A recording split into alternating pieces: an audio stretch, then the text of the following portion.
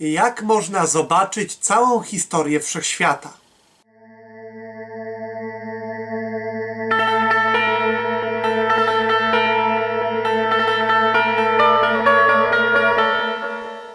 Wszechświat ma około 14 miliardów lat. Ziemia istnieje o wiele krócej, już o ludziach nie wspominając. Domyślamy się, mamy teorie, jak wyglądał wszechświat. Teorie dotyczące wielkiego wybuchu, powstaniu pierwiastków i formowaniu się wszechświata itd., itd. Ale mimo wszystko są to jednak teorie. My tych wydarzeń, tych zjawisk nigdy nie widzieliśmy, nigdy nie byliśmy ich świadkiem. I nigdy nie dane nam będzie tego ujrzeć. Możemy się tylko i wyłącznie domyślać tego, jak okoliczne gwiazdy powstawały, jak okoliczne planety się formowały i tak dalej. Ale czy istnieje jakiś sposób, żebyśmy my mogli faktycznie zobaczyć początek wszechświata, jego historię całą? Myślę, że jest. Posłuchajcie. Aby przedstawić wam tą teorię, wystarczy, że wytłumaczę wam tylko jedną rzecz. Mianowicie, czym jest horyzont zdarzeń. A propos odcinka, jakie kolory ma świat, wyjaśniałem wam, w jaki sposób widzimy dane przedmioty. Widzimy je w taki sposób, że światło pada na dany przedmiot i odbija się od niego, trafiając do naszego oka. Światło, czyli fala fotonów, cząsteczki. Można oczywiście interpretować światło w dwójnasób, również jako falę, ale przyjmijmy, że są to po prostu cząsteczki. I tak, mamy jakiś przedmiot, światło się od niego odbija i leci od niego z pewną prędkością do naszego oka, dzięki czemu ten przedmiot widzimy. I teraz weźmy taką czarną dziurę. Czarna dziura jest to, wiadomo, ośrodek gigantycznej grawitacji, który wszystko do siebie przyciąga. I teraz weźmy jakiś obiekt i wrzućmy go w stronę czarnej dziury.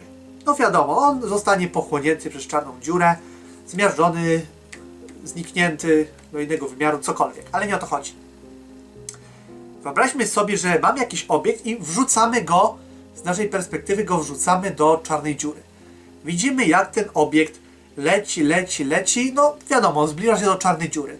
Ponieważ cząsteczki światła cały czas odbijają się od danego przedmiotu i cały czas lecą do naszego oka.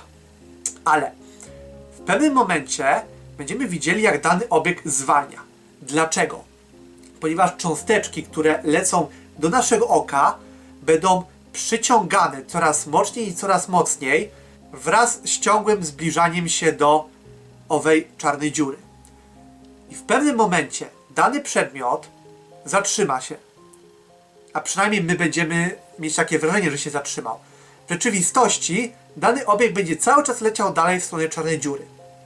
Ale siła, która sprawia, że cząsteczki światła odbijają się od danego przedmiotu i lecą w stronę naszych oczu, ta siła zostanie zrównoważona przez siłę grawitacji czarnej dziury.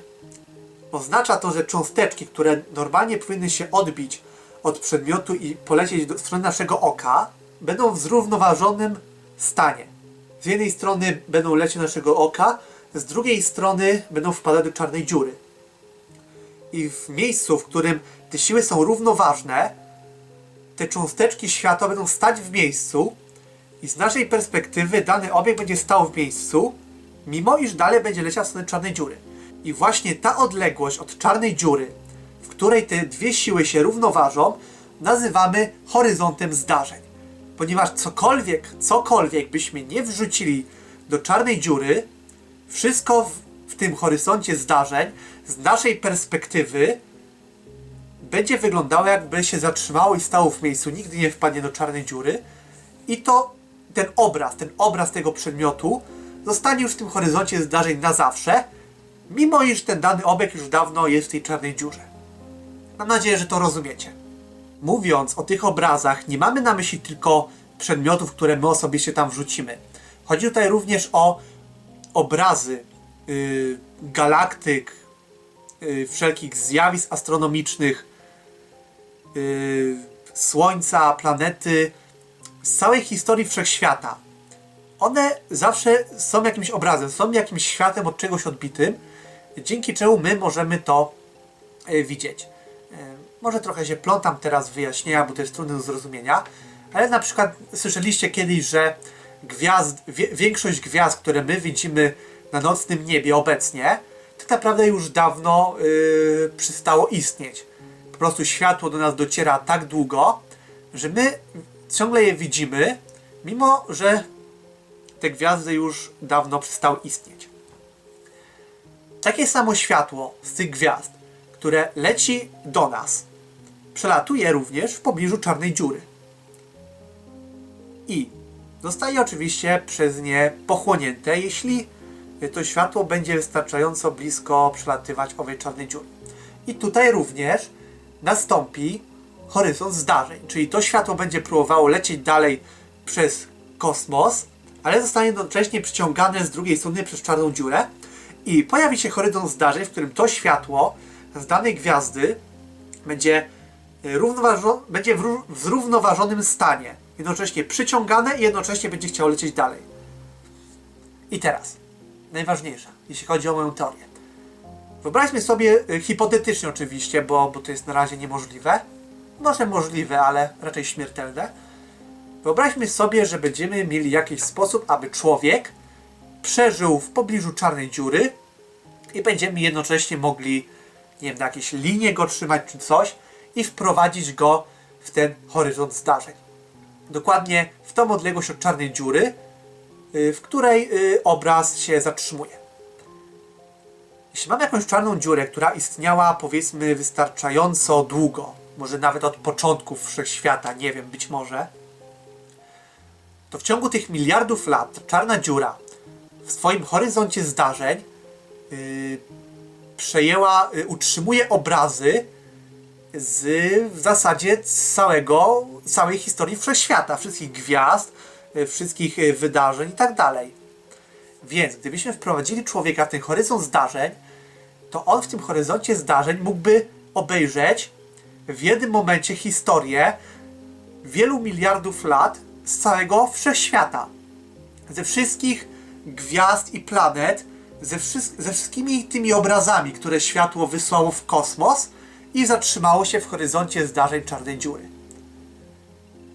Gdybyśmy mogli w takim horyzoncie zdarzeń się znaleźć, byśmy widzieli wszystkie gwiazdy, wszystkie planety, wszystkie supernowe, inne czarne dziury, wszystkie mgławice i tak dalej, wszystkie galaktyki, które istniały przez te miliardy lat, a które właśnie ich obrazy zatrzymały się w czarnej dziurze. Czy to jest możliwe? Nie wiem. Ale być może. Być może ta teoria nawet ma sens. Czy chcielibyście zobaczyć jakąś gwiazdę, która istniała 10 miliardów lat temu i już nie istnieje? Może byście chcieli. Może byście chcieli zobaczyć galaktykę, która uformowała się jako pierwsza w historii kosmosu. Moglibyście ją zobaczyć.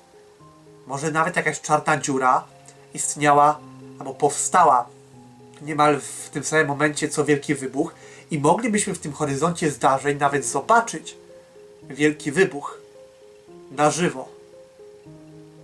Mimo iż to miało miejsce dawno temu, to jednak na żywo obraz Wielkiego Wybuchu i dowolnego innego zjawiska we wszechświecie, jakie było w historii. Mam nadzieję, że ten odcinek Wam się spodobał. Co sądzicie, co o tym myślicie? Napiszcie w komentarzu. A ja Was zapraszam na mój kanał do subskrybowania, lajkowania, albowiem więcej takich filmów znajdziecie na moim kanale obecnie oraz w przyszłości. Cześć!